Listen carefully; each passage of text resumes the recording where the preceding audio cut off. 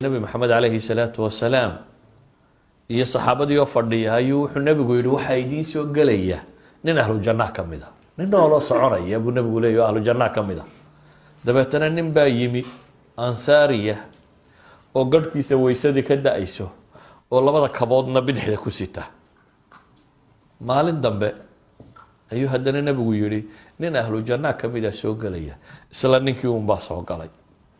mar saddexaad ayuu haddana nabigu yihi nin ahlu jannah ka mid a idiin imanaya haddana ninkii unbaa soo galay saxaabi cabdillahi bnu camar ibnu caas la yidhaahdaa wuxuu is yidhi waar bal ninka kani wuxuu rag ku dhaafay ee loo leeyuun markuu soo galayaba nin ahlu jannah ka mid a soo gelaya bal raadcee dabeetana waxoogaa marmarsiiyuu u samaystay inuu martigeliyo ninkii wuu martigeliyey 3 habeen buu la seexday ninka gurigiisii habeenkii markuu la seexanayo bal ninkan wuxuu ilaaliyaa wuxuu qabto cishuhu tukadaa wixii ugu tira lagu qoray salaad buu iska tukadaa waa iska seexdaa habeenkii saqda dhexe markuu baraarugo isrogaba waa tawxiidsadaa waa istakfurlaystaa yani waa dikriya nabiguna calayhi salaatu wasalaam wuxuu tilmaamaya qofka wayse qab ku seexda ee habeenkii markuu soo kaco subxaana allah walxamdu lilah walaa ilaha illa allah wallahu akbar walaa xawla walaa quwata illa billah idhaha allahuma kfir lii ilahay dembigiisa waa dhaafaa markuu habeenkii toose isrogrogayo adkaartaa yar kooban akhrista ilahay dembiga waa ka dhaafaa ninkan intaana waa sameeya 3 maalmood markay dhammaatay ayuu wuxuu ku yihi cabdillaahi bnu camar warniya waxaan rabaa bal inaad ii waranto salaada subax markay soo dhowdana wuu kacaa unoo dee fajriga dadka siday u tukanayeen buulama wuxuu hi niya wax dhibi ma jirin waxaanan kuugu imi inaan ogaado waxaad qabato camal weyn oo gaaroo lagugu tilmaamana maan arag ee maxaa halkan ku gaadhsiiyey nebi maxamed sheegaya ii sheeg nabigu calayhi salaatu wasalaam wuxuu leynaya ahlu janno ah dadkiina ma arkaba inaad ka acmaal badan tahay waxa aad qabataaye wax ii sheeg buu ku yidhi wuxuu ku yidhi intaa aada aragta mooyaane wax kale ma sameeyo isagoo la yaaban markuu isiri dhaqaaq buu u yeedho wuxuu yidhi laakiin mid aan kuu sheego qof muslima gish iyo khiyaamo kuma sameeyo wax xaasidnimo iyo waxaan laabta ugu hayaana muslimiinta ma jiraan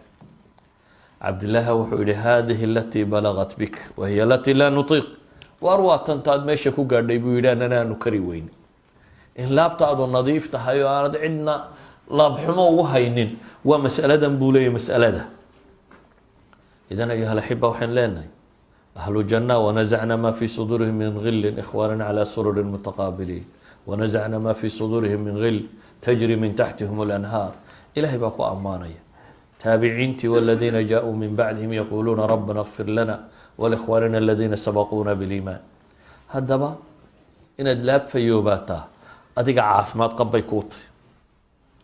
waxaad seexanaysaa adoo miyir qabo caafimaad qabo wax dhibi ku hay adoo ciil qaba haddaad tiraahda seexana gamiba maysid 9 jeer baad hurdada ka toosaysa iyadoo kolba maskaxdaadu ay soo celinayso warkutaalooyinka iyo wixii dhibku haysatay